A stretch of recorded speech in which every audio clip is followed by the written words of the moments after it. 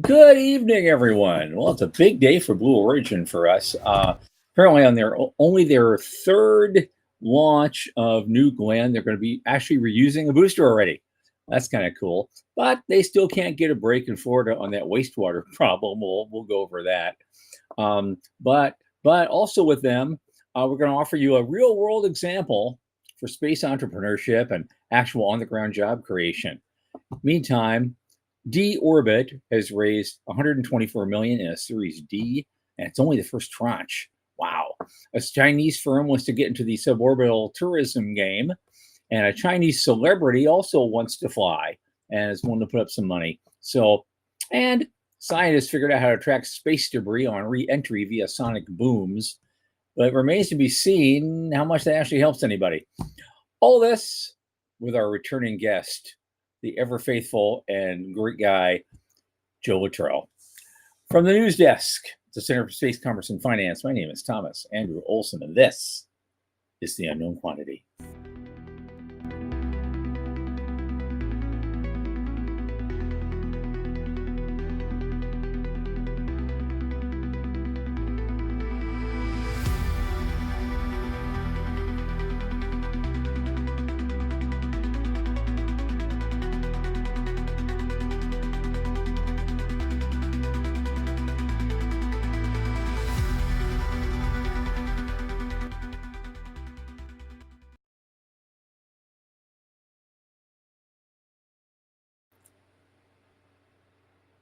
And as you know, we are sponsored by the Center for Space Commerce and Finance. And what do?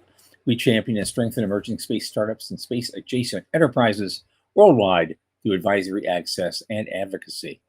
Our pitch events and world-class boot camps fortify startups to be better investor ready. And we have great plans for this year in that regard. And a lot of our work, especially this podcast, is supported by our listeners and fans like you. So remember, the center is a 501c3 nonprofit. So just go to our website, cscf.space/support. Click that donate button and drop something in the tip jar. Thanks so much for all your help. And now my oldest space friend in the whole planet, Michael Lane, is here. Come on in, ma'am. Hey, how's things? Good. The whole planet, 8.2 billion people, and I know. I'm your favorite. Who else is better? Who else is better? Come on. Come on. Yay. Oh man, I know you're not feeling good. I know you've had a cold all weekend or something. Yeah.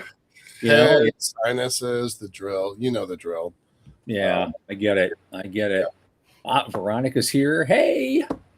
Already. Thank you, y'all. She always has good questions, and Joe Latrell's going to like her. Let's, because I know she asks the right stuff for guys like this. How's the weather treating y'all down there? Actually, it got into the 80s over the weekend. And it's really? I know I had to turn on the air conditioner in January. That really pissed me off because this is the time of year I get to keep my electric bill reasonable. But it's it went up again.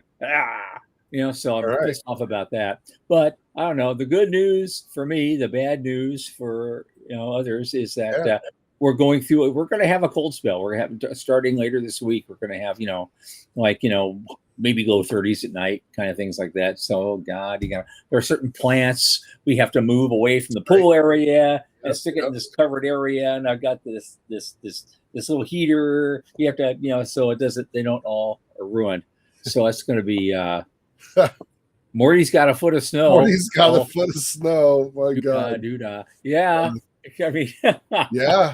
It's not bad here. It's blue skies for us, which is pretty rare at the end of January. I do feel so sorry for those nor'easters. I was there 18 years, and like this time every year it would get down to minus 15. I'd be shoveling snow in Pennsylvania. It's like, Yep. At least, so 34, I don't mind. Yeah, it just doesn't bother me because I know what July is going to be like again. So I'm just not going to complain about anything. Right. It's sweater weather here, but yeah, we're all pretty good. Hey, Joe, Jason, Morty, Veronica, love you guys. Thanks so much for being here. Oh, we got some good folks here tonight. This is going to be fun. Yeah. We got a good guest for it too. He's always good for a lot of great things. and you guys got some things to talk about kind of together too. So that's going to be fun. Yeah. So let's get this. This is, and I'm going to say it up front. I'm apologizing in advance to everybody. Today is probably the most sucko news day we've had since we started this podcast. Find something. But and there's tons and tons of space news. I go this one source I have. My God, Space Today. I go through that, and it's so beautiful to go through. Incredible numbers and incredible articles, and most of it are totally irrelevant to what we do here on this show. Right? Yeah, that's space it. And money. Yeah, there's great stuff. Oh God, but I can't do it. There's nothing. Yeah. Even some of the things that we pick are like, that's a bit of a stretch. But let's get to it. We were tracking $1 billion deals. Our listeners asleep, so let's get through it. Try to make fun of it and have a good time. Okay. Right. We were tracking $1 billion deals, and now and no $1 billion deals this week. No billion. Only 124 million. Yeah. Right. But the thing, I got like 7 items. 3 of them involve Blue Origin. Yeah. And 2 involve China.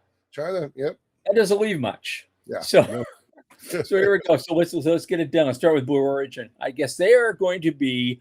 They're only flying their 3rd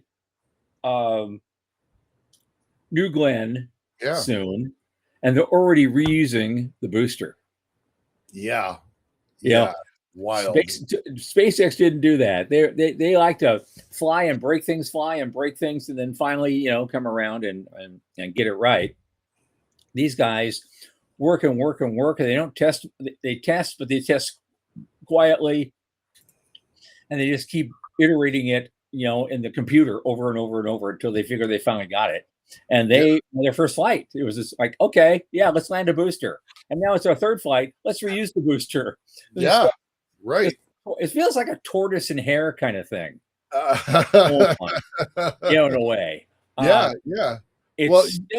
It's still up in the air whether they are, no pun intended, whether they can catch up in any significant way. Yeah. Economically with SpaceX, they have such a lead, but I wouldn't count them out either. No, who knows? Who knows? How many times you're sick of me hearing that I say it's my favorite space company, and their motto and their shield is a tortoise. They have a tortoise on their and their motto is highfalutin Latin. It's gradatim ferociter, step by step slowly. That's your motto. Like I don't think that's what I would be putting out there. That's not how I would operate. But especially with the commitment you made to the rest of the world just recently. No, a tortoise will not be your symbol. That's not going to work. Right. It's not going to work at all. So I love these guys, but I do, when you talk about tortoise and hare, I'm like, all right, now it's time to turn up the heat, y'all. I'm shocked that happened as quick as it did. I mean, I think that's great. We were talking to our guest Joe before the show, and he's like, if it were me, I would take that thing apart and do a complete forensic analysis, which maybe they did, right? Maybe they did. They just did it faster than other folks. Yeah. Well, even with that, both those guys, so they keep doing their things. You know how far behind Europe is in all of this. So you think, oh, Blue Origin's not going to catch up. Well, look over there. Look at who's really not going to catch up anytime soon. Come on. Come on. It's all America all the time. Bring it, guys. Let's go, right? They just had to merge 3 of their old space companies just to stay in the market. Yes. So talk about a death knell. Yeah. Well, Northrop Grumman did that a few years ago. They picked up Orbital ATK. Orbital is one of the companies that came out of COTS. That was the other one, Orbital Sciences. They came out of COTS. Okay. Then they merged with ATK, so ATK would have certain skills, and they got really, really good at what they did so bad. They were so competitive against Northrop Grumman. Northrop Grumman bought them all and still kept them as a separate unit, Northrop Innovation, so they wouldn't lose that culture of winning. Right. And that's what they're still doing today. So that's how they stay in it. Yeah. But then you're right. These 3 other guys are going, we can't handle it. We just can't do this until we. Right. It's Yeah.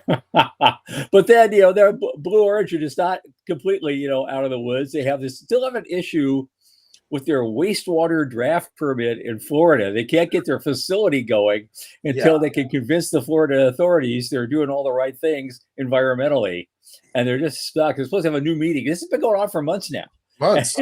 They haven't done it yet. Brevard County, industrial Well, wastewater permit renewal. It's all up in the air. The whole thing could be stopped by some county commissioner somewhere. and the thing that kills me is it's a renewal. They've already gotten permission for this, Yeah. but it became internet fodder, and they got 46,000 signatures in protest. I'm like, are you kidding me? Yeah. Yeah, it's kind of ridiculous. I know, but then they did a good thing. It just happened to be Blue Origin. But the next thing up is just an example. I want to show an example tonight. I found this interesting little thing, and it was about Blue Origin is doing an expansion at Huntsville. Now it's not huge, but it means 105 new jobs starting at $47 an hour. Yeah. The Huntsville area. Yeah. And there's this other company, SOX, I don't know what it is, some kind of SXP or something. There's some other company that's also adding another 400 jobs to the area, high-paying jobs. So they're not. I didn't mention them because they're a tech company, not a space company. So, but the point is, when these sectors come to a place like Huntsville, it really prospers. And when our sector goes anywhere, this is why we do what we do, because we want to make more companies like this, and so they'll create all sorts of great high-paying jobs for Americans, and especially, and just make the whole world brighter. The multiplier effect of that many people and that much new money, that helps the dog walkers and the barbershops and the local restaurants. Like that's a big deal. I've participated in 2 different economic development deals. One was pretty successful and one was pretty abysmal, but it's a big step for Blue and good for them. And if they'd have done that kind of deal over in Florida, they might not have the same problem they're having with that water commissioner, right? Like, that is connected, right? Yeah, that is connected there. Regulatory matters, even at the local county level. Yeah. And they're finding that out. A $70 million expansion, 105 employees, average price about $50 an hour. That is not trivial, and that's going to be a big deal for Huntsville. So somebody can buy a house now because of that. Yeah. That's something. A family can buy a house. So that's good, and we're doing it, and we're going to keep doing it. Okay, 2 things from China. First, there is a Chinese startup apparently that wants to emulate Blue Origin and to make their own version of New Glenn and do suborbital tourism. And so I thought that was kind of interesting. They haven't raised huge amounts of money, but they're quite ambitious. And the guy says a $3 million. I can't remember the exchange rate with the yuan, but right now the ticket's about $3 million, but they hope to get it down to 30,000 someday. That's pretty close to $600,000 US. Okay, all right. Current price, Okay, so take 2 zeros off of that, and that's their goal. Which would be absolutely amazing if they could do it. Good for them. Good for them. That would be kind of funny though. All of a sudden you see a bunch of Americans and Europeans getting on planes and going to China so they can afford to take their flight, which they can't afford from Blue Origin here in this country. Because they were supposed to start like $250,000 or something, and it's not. It's not even close to that. So you got that going. And finally, there is a guy. They have Hollywood movie stars and celebrities, just like everybody else. And one of them, who has enough money, he wants to be the first celebrity space tourist, so he can pay the $3 million easily, or maybe more. He wants to see the world from orbit. He wants to go all the way to orbit. Yeah, they're looking at about $430,000 for that ticket, a 10% deposit. In the other article, they said they had no, they have 20 confirmed passengers. So what is that? 43 times 20. That's a couple $1,000,000. Good for them. Yeah.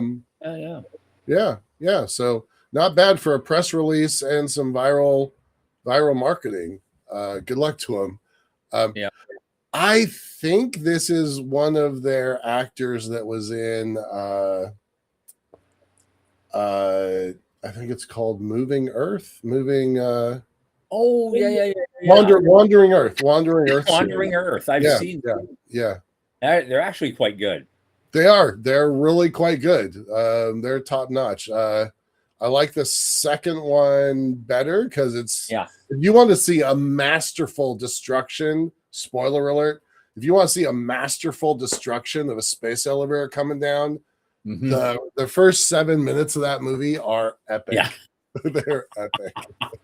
It's not. Yeah. Don't let this happen to you. Right.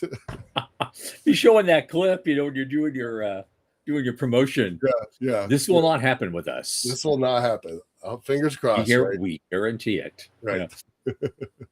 Yeah. So that's cool. I love that these guys are doing that. And Sean and I, and to a lesser degree, you and I have had some interesting conversations about space tourism. I have always been negative on space tourism. I don't see it, but last year, Dr. Lee told me some stuff, and I'm like, okay, I'm still negative, but I'm like inching towards positive. Here's the thing. Pascal Lee said that right in front of us during our live podcast that day. Yeah. And so we were all going, okay. I didn't expect to hear that come from him. No, I did not. I got to pay attention to that. Yeah, right, right.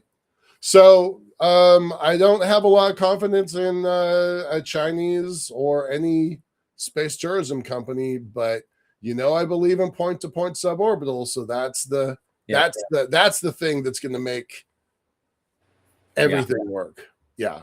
It could absolutely. So, fingers crossed for them. I saw Jason here just said that Blue acquired Honeybee Robotics. They did, but they acquired it like 2 years ago, Jason. Yeah. Sorry to be like catch up late to the party, but that happened quite a while ago. And it was focused on their lunar drilling capability. But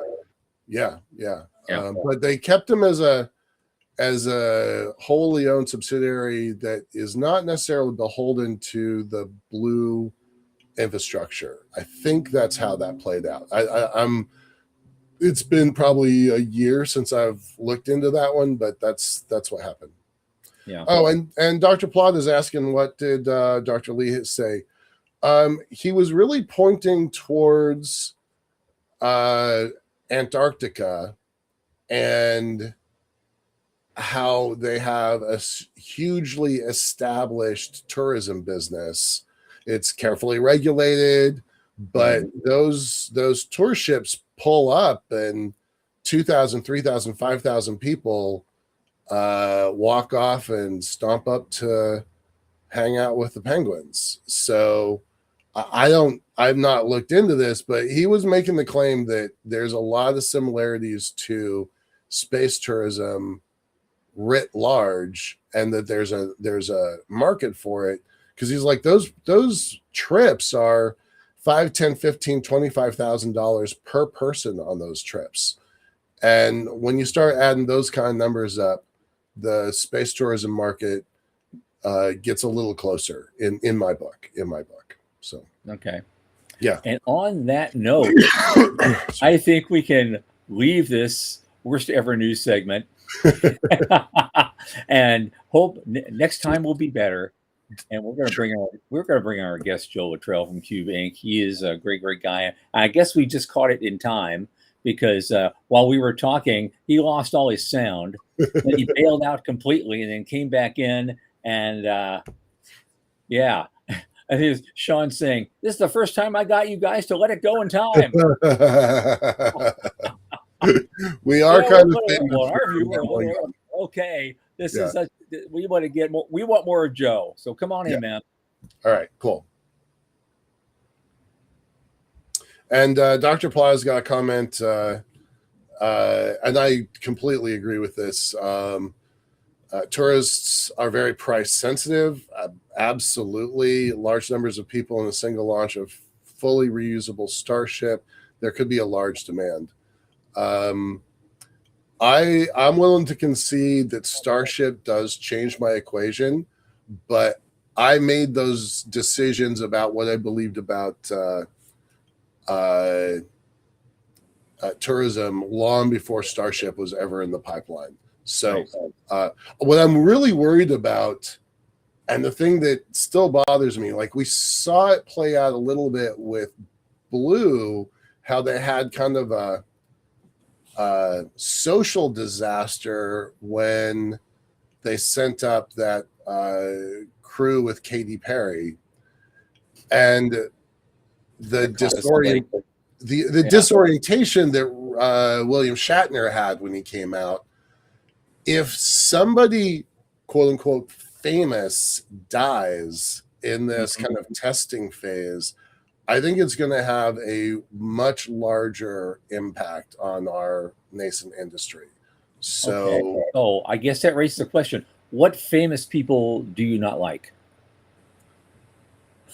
I probably have a list. So, Yeah, right. We'll get them to go. You go. Right, This will be great. This will be great for your career. Here, go get on this. Get on the spaceship. The joke is always send the space lawyers, right? Yeah. Right. Right out of Shakespeare. Yes, absolutely. Right, Joe, how the hell are you, man? Yes. Are you doing all right, guys? behind? Yeah, I just, the whole thing with tourism is you got to have a place to go. I mean, imagine getting on a cruise ship, going out into the ocean, going around for a circle, and coming back and calling it a day. That doesn't work. So, which I think is you're absolutely correct about it. But when you look at the places a lot of these cruise ships actually go, like, I'm not taking that ride. That looks horrible. I've watched them. Like, okay, what it looks to me like is that it's a good solid 45-minute roller coaster, right? Start here, circle, space, and then parachute back down, right? Which is cool. And if you build it as a really cool roller coaster, cool. But I don't. Yeah. For me, it'd be like a train. That's a training ride for the real thing, right? Yeah. And I really want to. I think it's a necessary precursor to point. I don't see how we get to point travel without it. So I don't want to like run it down. And I'm glad that China is looking into it. I think that's a big deal. I think that's good for the industry to have China looking at it. So anyway, now don't get me wrong. Yeah, if I were given the opportunity and somebody said, "Hey, here, you want to go?" Oh, I'm going. Right. Oh yeah. I hear you. Absolutely. I'm not getting any younger, so it's like, hey. But Shatner was 90, and so I'm still thinking there's still hope for me. Right. We got time.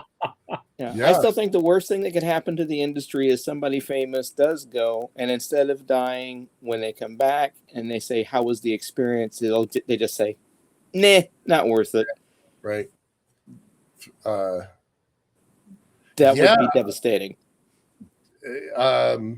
Joe Prostruto, I always forget this, but he was an early guy in X Corps, and he took a MiG flight, which honestly that sounds super fun. That does. Even if I hurled, that would still be good. Yeah. All right, let's focus in on Joe. Right. Yeah. Let's talk about Joe for a while. I know you're doing a lot of stuff, so tell us about all the stuff you're doing. Oh well, we're still busy with our optical developments, but there was an epiphany, and we can thank Michael here for it. He's the one who put me down this path, and it turns out that we see a very large demand for essentially on-demand payload for material sciences, for chemistry, biological sciences that right now is just very difficult to do and expensive to do. And we're looking at it and like, well, we could box this all up. We have the same amount of space that the optical payload would take. It's a module. So let's just take that module out. Let's put in a payload module, add the cameras looking inward instead of outward, and we can do all of the same things that you would do on ISS, only in miniature form for a fraction of the cost. Yeah. That sounds vaguely important. Yeah. So we jumped on it, and one of the first things we're doing is a test for LiftPort. We've converted our entire optical system, and I can't show you the optical because I yanked it out, and that goes in the clean room. But this is I'm just going to show this real quick, if that's all right. Sure. This is a micro gearing system for testing tensile strengths of materials in space. So we use the windows that we already had, and we expose it directly to the space environment. There's no shelter for what's happening in here. So it gets full sun. Then we can rotate the satellite, it gets full shade, and just cycle it through what materials would experience in space, and then send back the results, including imagery and video and whatever else needs to be done.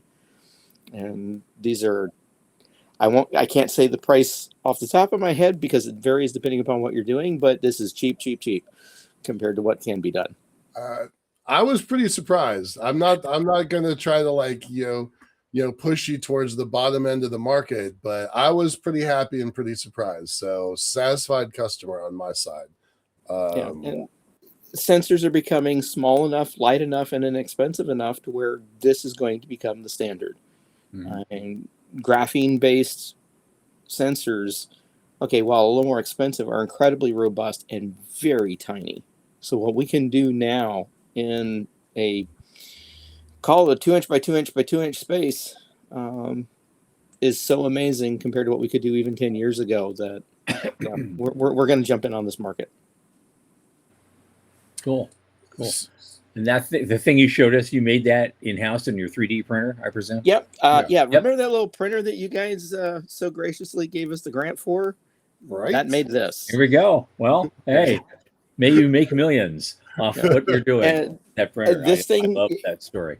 It creeps. This is capable of snapping materials in space, even unsnappable ones. And it moves at a 400-to-1 gear ratio. It takes 5 minutes to actually go the entire travel distance. And we can adjust the tension anywhere we want in between there and measure everything using various load sensors. It's pretty cool. Cool. So now Jason is asking, will the test be to failure? So I'm going to answer that one. I'm going to answer that one a little bit. Okay. What we asked him for was 10 strings. Half of them are going to be in sunshine and half of them are going to be in shade. And it's a 3-year mission. So we'll push 2 of them at 6 months and a year, and then kind of break them out over the next couple every 6 months or so. We will probably break some of them, and we'll keep some in unstressed. So we'll have some experimental, and we'll have some that are controls. And for us, as far as we know, this represents the first in-space string experiment for a space elevator of any kind. And this show is not about us or what we're doing, but you can imagine I'm pretty excited about it. There were some tether experiments back during the shuttle days, and there's Europe especially did a couple experiments that were pretty interesting. But this is different, and our down select process, our decision matrix tool, we think is pretty deep and detailed about how we pick this stuff. So we're really relying on Joe to build out the hardware for it. And damn excited about this partnership. So thank you, Joe. I love this. Well, thank you. I appreciate it. Veronica is asking us how many actual experiments will be within the module that you're launching. For this module, there'll be 10 strands. For any chemical or for mechanical, we can do various things. It's usually is the volume is the problem. For chemical, we could probably do 5 experiments, either simultaneous or on a timed system. We're looking at incorporating a very high megapixel camera inside this, so lots of details will be visible.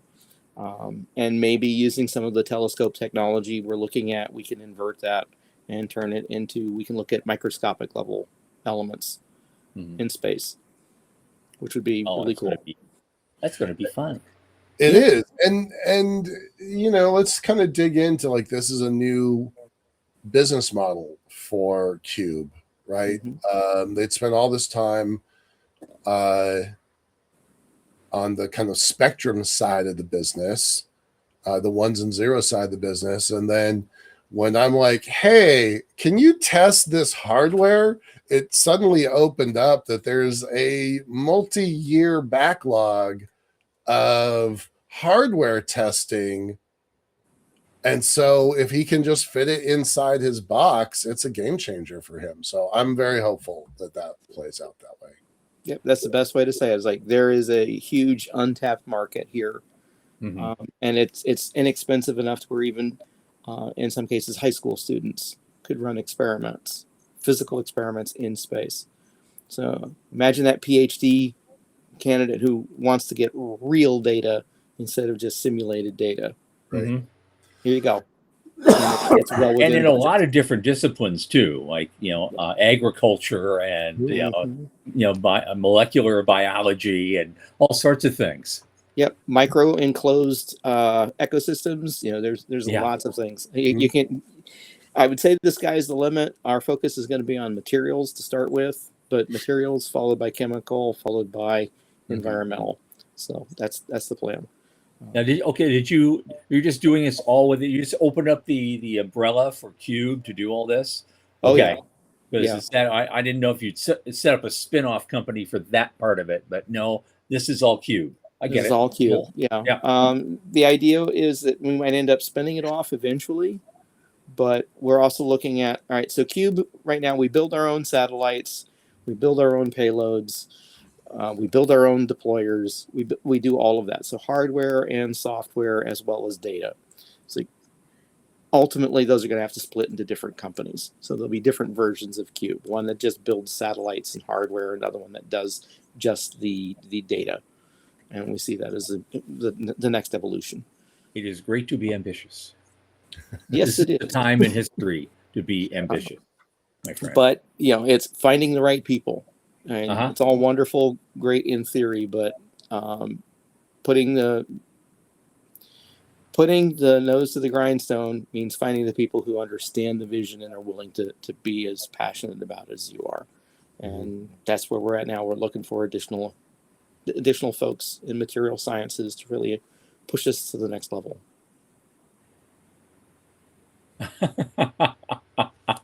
Veronica's saying, hey, a live experiments that can go up. I worked on 3 types of modules on the last 2 space shuttle missions. So I would say let's chat. Okay, you can do it. Right? There you go. If you want, V, we'll put you in touch. Yeah, we'll do it. Great. Yeah. The other bit of news that we have is we've completed our deployer that we've been talking about for a long time. Again, using 3D print technology, we've been able to get it incredibly light. So this launches one of our satellites, or essentially 6P of Pocket Cube. So you can have 6 1P, a combination of 2 and 1, 1.5, that sort of thing. But the entire box. Joe, so we don't. Not all of the people that are listening to this thing or watching this show understand the difference of your form factor versus a standard cube. Okay. CubeSat. So describe that to Clara, because a lot of people are not going to understand what you're talking about. Right? Gotcha. Okay, so a CubeSat, most folks know what a CubeSat looks like. And if you'll give me a second to step out of frame, hold on. Okay. This is the nice thing about having a lab. I've got a little of everything in here. Hold on.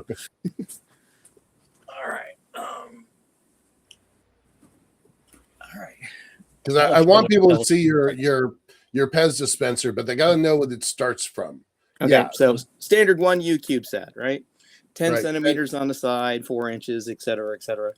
Our satellites are based on a 5 centimeter or 2-inch cube. So 1/8 the volume is a single P. Instead of a 1U, we use Ps for Pocket Cube instead of CubeSat. And I get it. But yeah, so 1/8 the volume.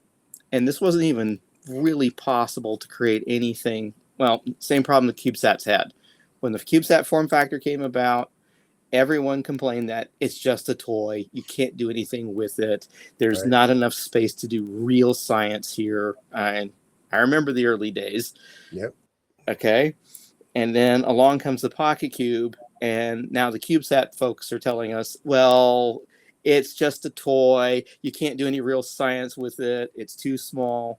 Right. And the reality is sensors caught up. Mm-hmm. Okay. And the amount of technology you can cram into a 2-inch cube is well above and beyond what we could have done with the full 1U CubeSat even a decade ago. So as one particular songwriter said, the times they are changing. Right? And we can continue to build larger and larger as we get bigger and bigger spacecraft, or we can go smaller and put lots more science into that same volume. Right? If you get it down to $100 per kilogram, that means that you can launch one of our satellites for $50. My price tag is not that low, ladies and gentlemen, but it's I'm still pretty happy with it. Right. It's going to be a while before we get there, but imagine if Starship does come true. I mean, that's what we're talking about. People will be able to go with their own experiments. Yeah. So that's the idea. All right. So now show us your Pez dispenser. Right? Okay. So this is the Pez dispenser here. So this is the whole thing, and I can't get it all quite in frame. And black is probably the worst color to print this in. We do have a satellite in here. Okay. So there's a 6P satellite in here. And this entire mechanism weighs less than 500 grams. How many sats can fit in that thing? One of our 6P or any combination of 6P satellites. Okay. So if you have a 1P, we can put 6 of those in here. We can put a 3P on one side, a 1 and a 2 on the other, whatever combination you want. Right. And because it's 3D printed, depending upon what the payload is, we can actually change the angle of the rails so that we have zero contact as they eject, which is a big problem in a lot of cases with CubeSats. If you don't have proper spring separation between them, they bump into each other. Mm-hmm. Oh. Current Pocket Cubes do the same thing. So you either build robustly or you put springs. Okay. So I guess the deal is they all fit very nicely inside there, and they stay in there the entire mission. You're not actually deploying these. Oh no, they go out the door. Oh, they go. Okay, that's clarify that for everybody. Yeah, sorry. Yeah, this is a deployer. Its sole function is to carry the satellite safely to orbit with the rocket, and then once they reach their designated departure time, mission control sends a signal, and off it goes. Door opens and satellite goes out. It sounds simple, but even that is incredibly complicated. Most rocket companies don't like you throwing satellites faster than 1 meter per second. Now, you have to think about that. For a big satellite, 1 meter per second is fast. Right. Using the first springs we put in this, we were launching at more than 12 meters per second, and that is just not acceptable. That kind of force will throw the trajectory of the upper stage off. And you'll tumble. And then we'll tumble. So yeah, there's a lot of math to it. When people talk about, oh, it's not rocket science. No, this is rocket engineering. Right. Okay, the science is figured out. This is rocket engineering, and in some cases, I think the engineering is harder than the science, because you're taking a concept and moving it into reality. So, and that's what we're doing. I mean, we've got all these things happening. It's because of folks like what you guys are doing at the center, and Michael taking a risk on us with building payload, and now we got a whole new business model, and we're exploiting it. We have customers, and we have launches, and we have things going on, and it's like, let's talk about launches. yeah. Yes. We're scheduled to go on InnoSpace on their second flight. Describe InnoSpace, because that's not a name everybody knows. Oh, InnoSpace. InnoSpace is kind of like a rocket lab. They're based out of South Korea. They're one of the few private companies in South Korea that are working on rockets. They have launch facilities in Brazil, and they are working on a launch facility, I believe, in the Canary Islands as well.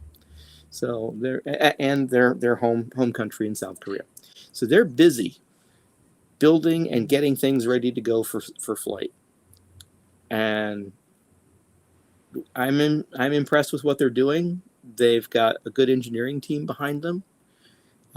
They suffered the same fate that most private companies have, and that is the first rocket just doesn't quite get there. Right. But they were quick to identify the problem. They've put the fix in place, and I'm confident that when they launch the second time, they will make orbit. And then we will have payload on orbit. Yay. Start Amazing. Getting data. And so May is kind of the target date. When do you think it's actually going to fly? Should we pencil in our calendars for May, or just be hopeful?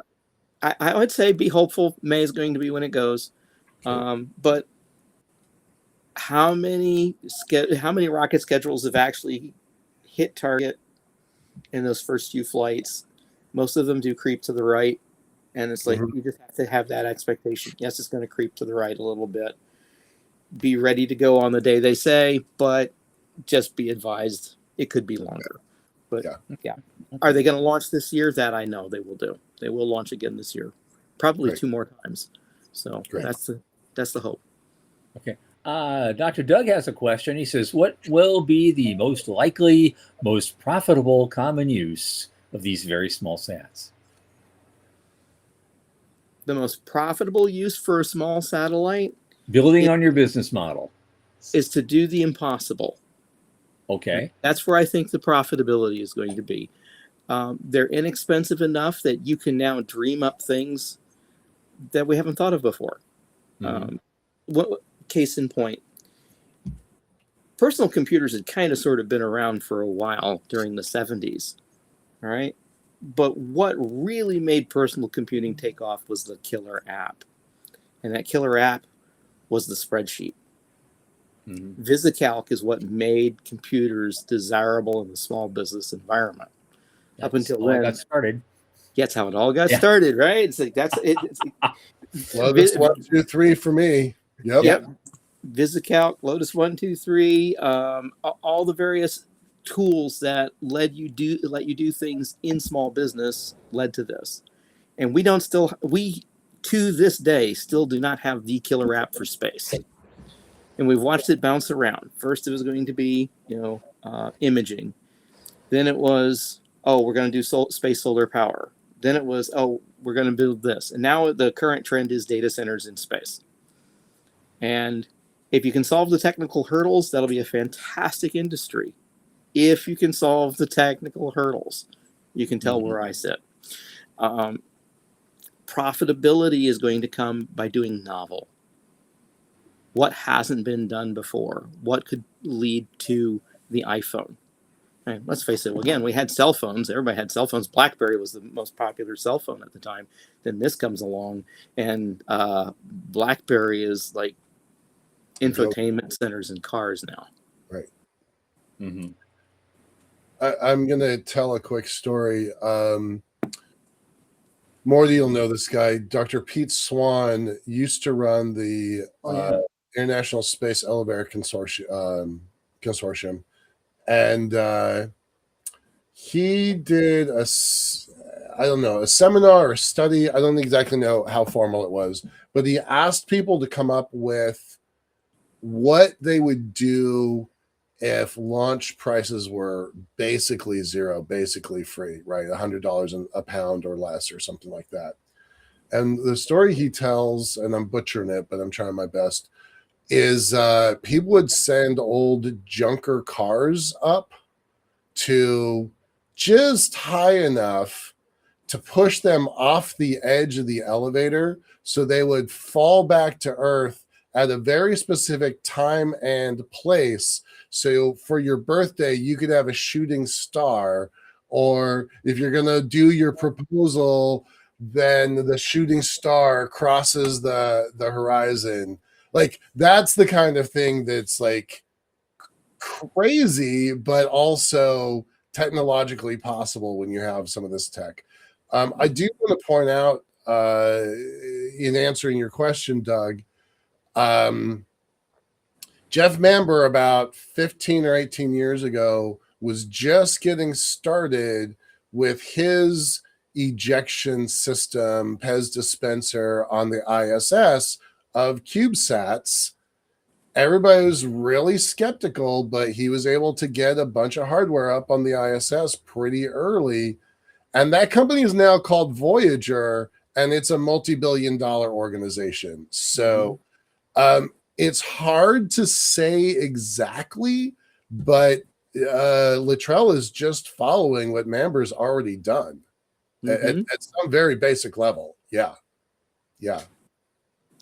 And I see Veronica's got some messages here. It's like, okay, the first one she's talking about, that was our business model that we've been following and continue to follow.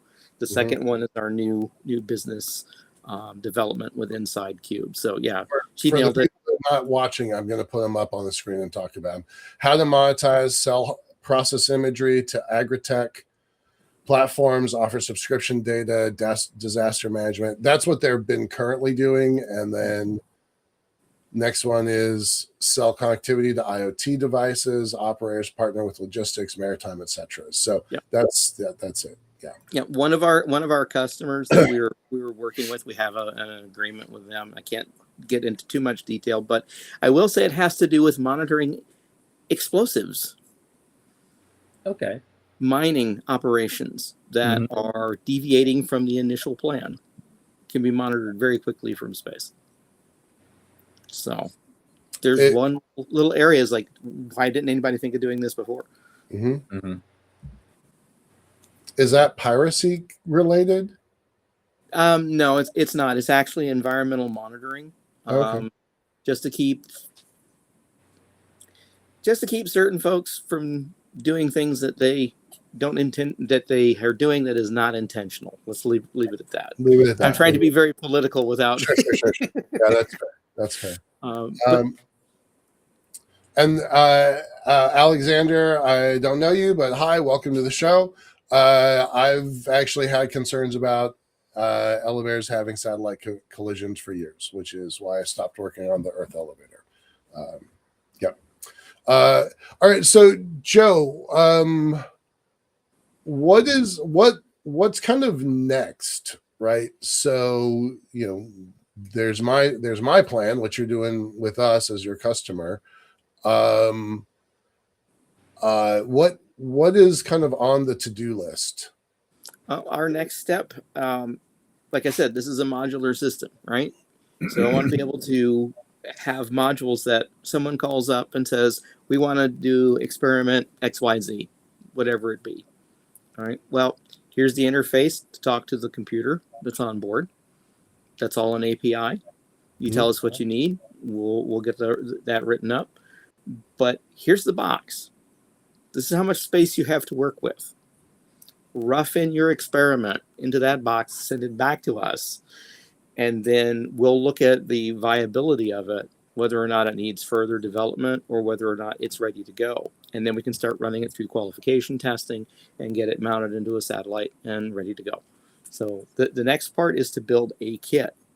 But space should be so simple that it's, you pick up the phone, or in this case, the internet. You go fill out a web form, zip tang your credit card, you get a box.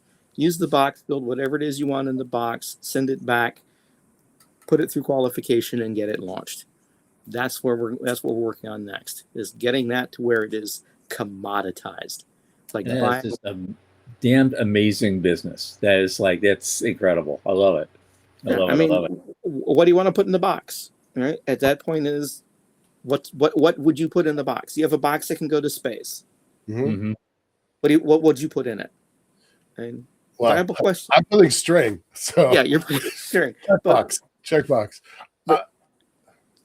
Some people will put a memento, as crazy as that sounds. Yeah, right. John Powell from what's his company's name? I can't think. JP Aerospace. JP Aerospace. Right. Yeah. Like he's made a real business about taking ping pong balls to 100,000 feet, right? And he'll put several thousand ping pong balls on his flights to 100,000 feet. And a lot of them are done by students, like grade school kids, even. They're called pong sats. Also, pong sats. And, a couple times a year he launches those. And Yep. And so you're kind of doing the pong sat model, but actually going to orbit. Yep. I've actually sent several pong sats up. Put a whole bunch of photos on an SD card, and then we packed it in there with a little Lego space minifig and launched that up. So that was kind of fun to do. It's like, what type of experiment do you want to do? My future son-in-law, my wife and my daughter's fiance, he's a chemical engineer. There are several things he would like to try in space. I was like, well, let's write it up. Let's see what you can do. Let's get this built and into space and do it inexpensively. And what can cancer research do if you could launch one of or dozens of these and expose them to different environments, all by adjusting how the windows and such are applied? That you can do things that can't be done on Earth. So let's back up a step. So to get one of these little things to fly and put your own thing in it, what's the cost? We're looking at, if it's just the cost is the satellite and the launch. Okay. Mm-hmm. And I can tell you that that's going to be under $100,000 for the entire science payload. Okay. So that's the goal. And I want to get that down even further. If Starship does in fact lower the cost of launching these, then these will be a kit that you buy for $79.95 in the store. That's where we're getting to. Well, I'm trying to think of something in between where, because I thought of a thing where, and since we're actually sending real stuff into orbit to get it to launch, we can get the price down. Per little mini cube costs $6,000, let's say, or less. Yep. We could probably find a sponsor at the center and do a competition around that. Oh yeah, easy. See where I'm going? Oh, I love that. Yeah. I love that. It just occurred to me, and we run it through our micro grant portal. Right. Yeah. That would be so now, another incentive to get the price down, Joe. Right. Yep. Okay. We can get the price down. But yeah, the biggest cost right now is the launch. That's what really hurts. The equipment itself, the prices continue to crash. Yeah. Jason is asking about like the service itself, and to me that's telemetry. But what is kind of included in the box? Because that was one of the first questions I asked. Yep. So inside the box is where you're going to put the physical experiment, but what comes with it is a dashboard, so you can actually monitor your experiment from space. All right, that's all software, that's all API, and like 90% of that was already written because we use it for talking to our own satellites. So it wasn't hard to add a couple of more commands into the API stream. And yeah, you would log into the dashboard and you can check on your experiment. You can order the satellite to do things to your experiment as well. So like, let's say you want to take pictures at a different interval now because something exciting is happening. Mm-hmm. Go to your dashboard, tell it to change the interval. And the next pass, when it connects to our ground station, it sends the information up. We get the information down. Yeah, that's what comes with it, is you're going to have access like that to be able to monitor your own stuff. cameras pointing both directions, so that's really great. Yeah. For I'm going to talk about my experiment for a second. Cameras, look, watching paint dry is too exciting for me. Watching grass grow is too exciting for me. This is even going to be even more boring, even more dull than paint drying or grass growing, right? Because it's going to be 6 months before we turn the screws enough to snap a string. So but the whole time we're going to have cameras on it. We're going to have, communications with it. And that's important, right? That's us validating what we're doing. So, well, it's kind of, well, I just wanted to say, kind of interesting what you said there, because even back in the Apollo days, the early astronauts, the first groups, would often describe their experience as hours and days of boredom, punctuated by moments of sheer panic. It's this is the same thing. Yeah. Yes. Yeah. Yes. Imagine like for some of these experiments that we're looking at, like, all right, so we've got this string under tension. What happens if it starts flaking in a way you weren't expecting? What's causing that? Then you're going to be pouring through that data going, okay, what changed to cause that to happen? Yeah. Yeah. So yeah, it looks like paint drying, but then suddenly that paint becomes, oh my goodness, what's going on now? Let's get moving. We've got so many things we have to deal with now. Full disclosure, we're going to sun synchronous orbit. That's not a great analogy for where we need to go to L1, but the price was right, and it was a stepping stone, right? It was the first thing that we could do that we could actually do. But we've got radiation, we've got creep, we've got UV ultraviolet, we've got atomic oxygen, coronal mass ejections if things go really bad. Like, there's so many things that can go wrong with this string. We're not going to be able to test every single piece of it on our very first flight, but we do get to test a lot of it. And that data is super important. And yeah, there's a couple things I am worried about, and I want it to be boring, but if it's not boring, that's also super useful information. So yeah. And think about it. When you're doing this, all right, so you've got this grand idea, like this space elevator, the lunar elevator, which I am all for, by the way. I really think that is where we need to be going. Mm-hmm. But you can't just go and put an elevator on the moon. You got to do those little steps. Well, the lower the cost of doing those steps, the easier it is to get to that final decision. So, all right, there's a lot of stuff that can be done in the lab, especially with chemical sciences. Yeah, right. But eventually, you've got to take it to the next level. Yeah. And if you can do that inexpensively and do a couple of these experiments, then you can justify, hey, look, we've proven that we've gone from this step to this step to this step to this step. This next step, that's 10 times more costs. Right. We need to raise money here. Right. Yeah. Okay, so we only have a couple minutes left, and what I want to do is because we're doing a business track at ISDC in June. You guys are signing up, and you're going to be kind of a tag team. I'm going to put you both together, Liftport and Joe, but technically you're a tag team. You got an hour between you. What you do when you're behind the podium, I need 2 different applications from you guys. What you do when you're behind the podium on game day is up to you. You got an hour. Do what you want to do. But I wonder if you would give our listeners a tease of what that's going to be all about and encourage people to come to ISDC. Yeah, definitely come to ISDC for sure. We've got a great track. We've got a great track every year. Tom's done a good job of bringing in interesting folks. Joe and I have kind of talked about this. We'll do 15 minutes. It's really Liftport centric, focused on the elevator. 15 minutes. It's really cube centric, focused on his satellites. But then we've got another 30 minutes of, think about the timing. If our flight happens in May, we have a lot to talk about in June. Right? Wild films. Yeah.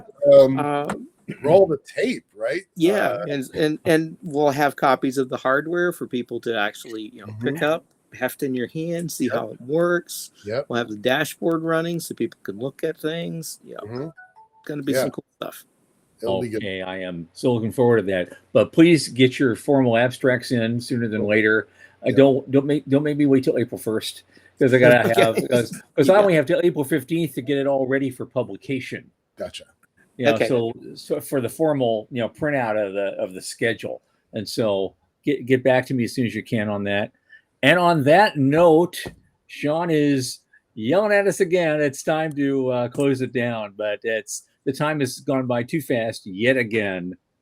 Joe Latrell at Cube is so nice to have you here, and we'll be doing this again, and we're going to see you in June at ISDC, and you'll have more wonderful things to tell.